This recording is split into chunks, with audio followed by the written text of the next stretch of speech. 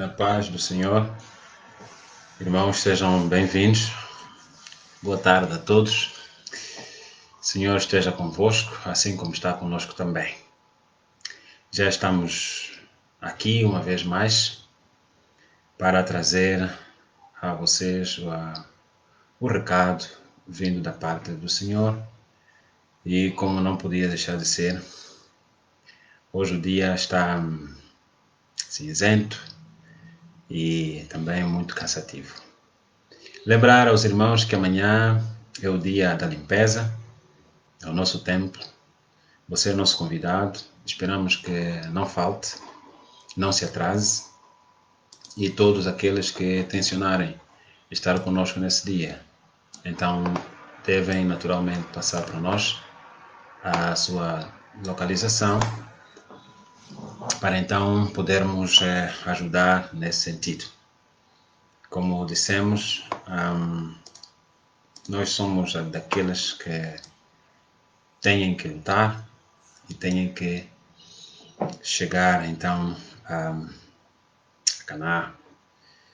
Então venha daí, é amanhã já, e você pode perfeitamente começar conosco e terminar conosco também. É aquela limpeza que tencionamos, limpar o templo do Senhor. Olha, hoje vamos meditar. Vamos falar com o Senhor através da palavra que Ele nos traz. E você é nosso convidado para não poder estar longe. E então, vem daí, se aconchega, vem chegando, que nós já estamos aqui, prontos para avançar com mais esta meditação. Bom, enquanto esperamos que os irmãos se aconchegam, não é? Nós então podemos já começar a trilhar o caminho do que nós vamos tratar hoje. Então, vem conosco e esteja aqui. Oremos. Deus, na tua presença, nós te agradecemos, nós te exaltamos, porque até aqui o Senhor nos ajudou. Nós não somos dignos do teu amor, mas o Senhor nos amou de tal maneira que mandou o seu Filho unigênito para que viesse nesta terra e vivesse entre nós, e nós, pura e simplesmente, escolhemos matá-lo. Tenha misericórdia e perdão, nós te pedimos, pois que somos aqueles a quem o Senhor escolheu. Nós estamos a te agradecer por tudo. Agora que a tua palavra será meditada, seja conosco para a honra e glória do teu nome. Amém. Bom, boa noite, irmã Deolinda. Bem-vinda. Eu tenho certeza absoluta que todos vocês estão por aquele lado. Bom, abra já a sua Bíblia. Hoje vou sair um pouco da órbita, vou viajar um pouco sobre o Velho Testamento. O nosso texto está no livro de 1 Crônicas, no capítulo 13, no versículo 9 até o versículo 12. Primeiras Crônicas, o capítulo é 13 e o versículo é 9 até 12. Diz assim: Quando chegaram à eira de Quidom, Uzá esticou o braço e segurou a arca, porque os bois haviam tropeçado. A ira do Senhor acendeu-se contra Uzá, e ele o feriu por ter tocado na arca. Uzá morreu ali mesmo, diante de Deus. Davi ficou contrariado, porque o Senhor, em sua ira, havia fulminado Uzá. Até hoje, aquele lugar é chamado Perezé-Uzá. Naquele dia, Davi teve medo de Deus e se perguntou: como vou conseguir levar a arca de Deus? Por isso, desistiu de trazer a arca para a cidade de Davi. Em vez disso, levou-a para a casa de Obed-edom, de Get ou de Gat. A arca de Deus ficou na casa dele por 3 meses. E o Senhor abençoou sua família e tudo o que possuía. Onde vamos nos concentrar muito mais ainda? Vamos nos concentrar no versículo 9 até o versículo 11. Quando chegaram à era de Quidom, Uzá esticou o braço e segurou a arca, porque os bois haviam tropeçado. A ira do Senhor acendeu-se contra Uzá e ele o feriu por ter tocado na arca. Uzá morreu ali mesmo, diante de Deus. Bom, caríssimos irmãos, esta é uma meditação que a minha esposa, de facto, já fez, falou sobre isso, e nesse dia fui calmamente ouvindo, e algumas coisas, depois dela terminar, me chamaram a atenção.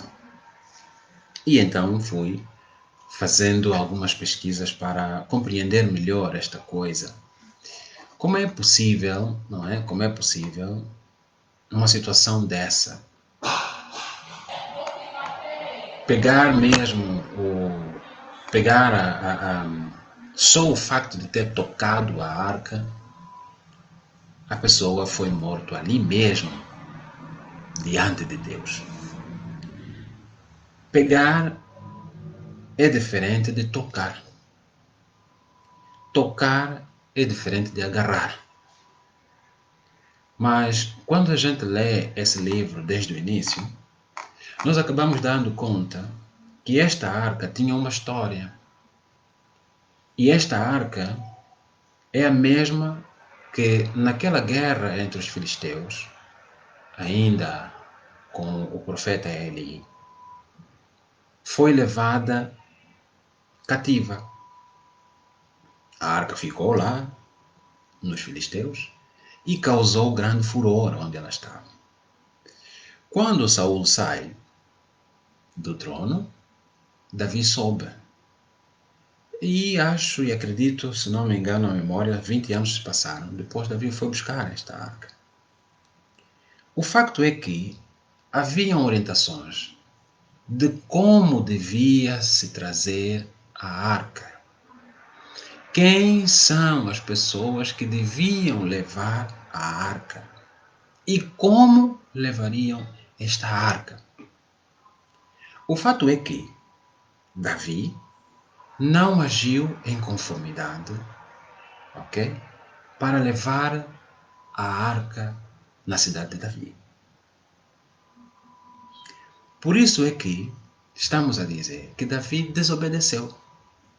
Davi usou a forma de transportar a arca igualzinha como aconteceu com os filisteus. Deus não gostou. Porque já na época de Moisés, o Senhor tinha escolhido uma tribo que devia se encarregar para tomar ou cuidar da arca.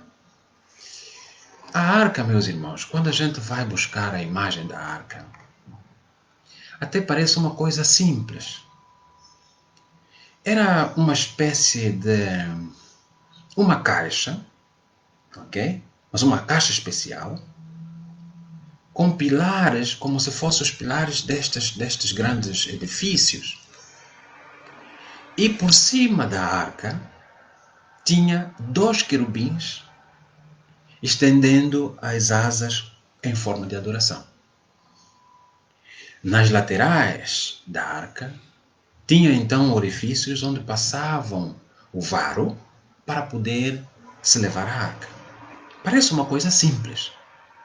Mas do ponto de vista espiritual, do ponto de vista da excelência da pessoa, do ser de Deus, essa arca tinha um valor muito acima do que os homens pudessem imaginar.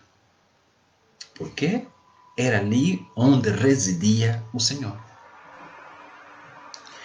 Porque o Senhor residia nessa arca e por isso é que foi chamada Arca de Concertação. É nessa perspectiva que nós estamos a ver então um acontecimento inédito. Por quê? O Uzá foi chamado por Davi. Era um concerto que Davi fez com os vários elementos que estavam à volta dele, no sentido de irem buscar a arca.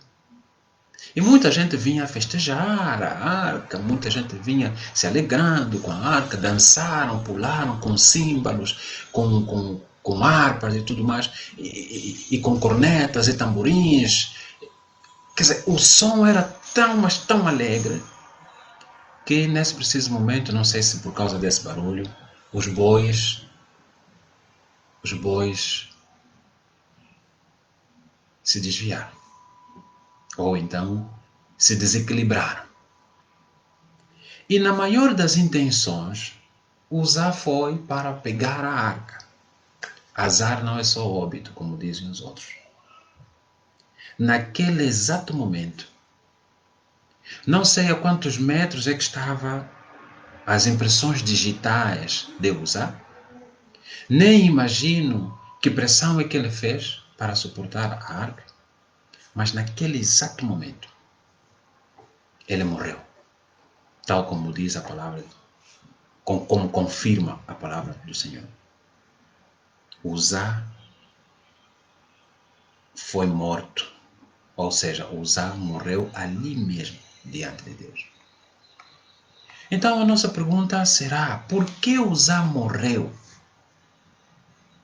Uzá morreu porque tocou na Arca da Aliança. Aquela arca era o lugar do Santo dos Santos, por isso é ali onde se residia a imagem, ou seja, os querubins com as asas levantadas. Era ali onde o Senhor vivia. Quando os bois tropeçaram, Uzá, o que fez? Ele foi naturalmente pegar na arca. Quando os bois tropeçaram, dizia, Uzá em violência, ou ele fez uma violação diante da lei divina, segundo a qual quem encostasse na arca morreria. Então, por que a ira de Deus se acendeu contra Uzá? Vejamos no livro de Samuel, 2 Samuel, no versículo 6, no capítulo 6, versículo 6 e 7. Diz que quando chegaram à eira de Nacon, Uzá esticou o braço e segurou a arca de Deus, porque os bois haviam tropeçado. A ira de Deus acendeu-se contra Uzá por seu ato de irreverência, porque Deus o feriu e ele morreu ali mesmo. Então podemos dizer assim, que em princípio, quando chegaram a irar, no que nós lemos agora, são 2 pontos que nós gostaríamos de rapidamente passar. Esses 2 pontos são tão cruciais para entendermos essa passagem. Davi, como disse no início, não seguiu as instruções de Moisés ao levar a arca. Ele acabou seguindo o exemplo dos filisteus. Esta ilustração está no livro de 1 Samuel no capítulo 6 e versículo 7. Na lei de Moisés, os levitas é que deveriam levar a arca da aliança, apoiando as varas da arca em seus ombros. Esse é o primeiro ponto crucial. Davi também não cumpriu as orientações que Deus deu através de Moisés. O segundo ponto é que o ato da irreverência de Uzá, embora a intenção de Uzá possa ter sido boa, ele acabou violando as instruções claras que Deus havia dado para o manuseio da arca. A arca era sagrada e nem mesmo os levitas podiam tocar nela. Só podiam levar, não podiam tocar. Assim, Quem deveria então levar a arca? Nós já demos a resposta, que só tinha que ser exatamente os levitas. E por que tinha que ser somente eles? Porque é assim que ficou definido. O livro de Números, capítulo 4, versículo 15, nos revela a advertência para quem tocasse nas coisas sagradas.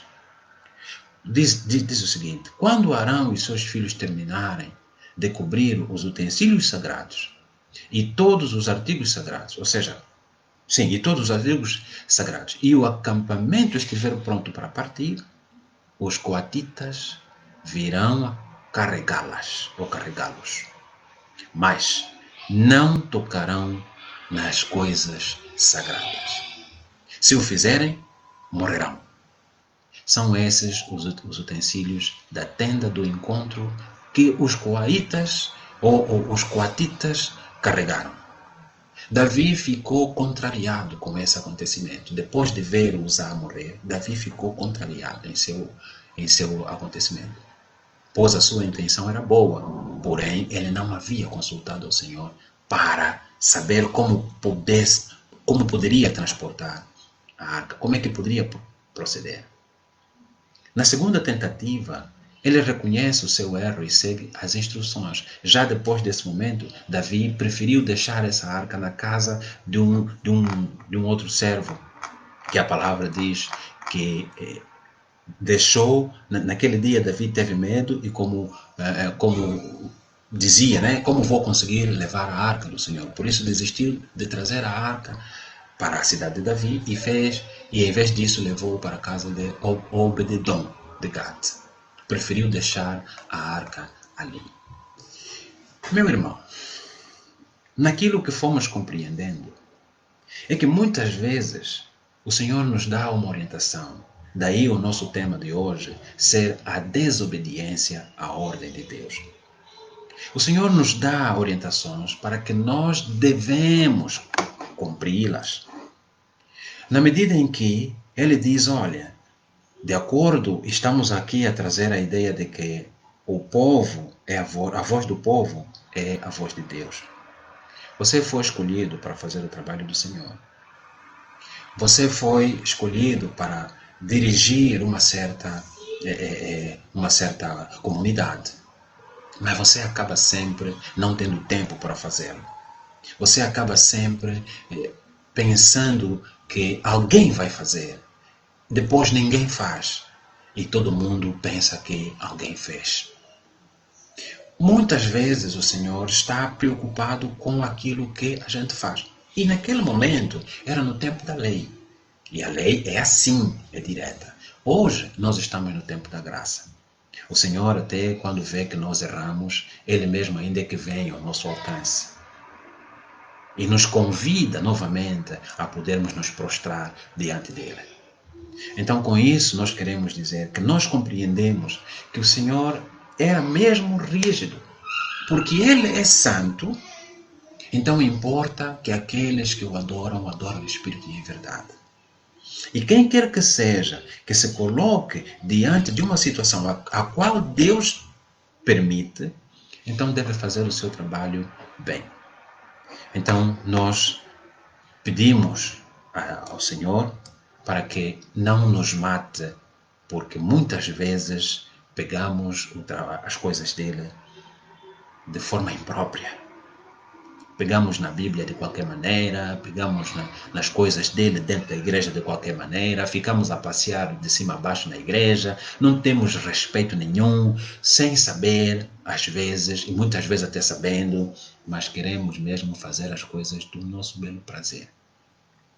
Se estivéssemos no tempo da lei, já seríamos defuntos há muito tempo, já estaríamos no Ministério dos Pés juntos há muito tempo. Mas louvado seja Deus que, felizmente, ainda não estamos nesta linha. Então, que o Senhor nos abençoe, que o Senhor esteja conosco e o Senhor nos dê a compreensão melhor da sua palavra, pois que nós apenas fizemos a leitura, compreendemos e trouxemos aquilo que compreendemos, para que o Senhor continue a ser o nosso guia e mesmo quando nós errarmos, o Senhor nos estende a mão para que não pereçamos no inferno. Louvado seja o nome do Senhor. Senhor, a Tua palavra foi transmitida, nós partilhamos aquilo que o Senhor nos fez compreender, que na verdade, se nós prestarmos bem atenção nas coisas, nas orientações que o Senhor nos dá, de certeza absoluta que acabaremos ser abençoados, tal como a Abededom conseguiu ser abençoado, ele e a sua família. Mas se fizermos tal como Davi acabou fazendo, não consultando-te como levar a sua arca, como levar o seu trabalho, como levar a sua seara, como levar os grupos que o Senhor colocou nas nossas vidas, acabaremos sempre perdendo mais vidas. Tenha misericórdia de nós e nos ajuda sempre na graça do Teu Filho Jesus Cristo. É isso que nós pedimos, esperamos e agradecemos em nome de Jesus Cristo. Amém. Obrigado porque você apareceu ali, o irmão Mendes, a irmã Deolinda, a irmã Maria Antônio. O Senhor te abençoe, nossa irmã, que de fato continuemos nessa linha. Irmã Cristina, o Senhor é convosco, é conosco e é com todos nós. Obrigado porque você está ali daquele lado e nós voltamos amanhã com mais uma meditação, né? Mas também amanhã estaremos na igreja, lembrar que estaremos na igreja para então limparmos o templo, no sentido de começarmos a prescrever o dia do regresso dos nossos cultos com alegria, louvando o Senhor. Amém.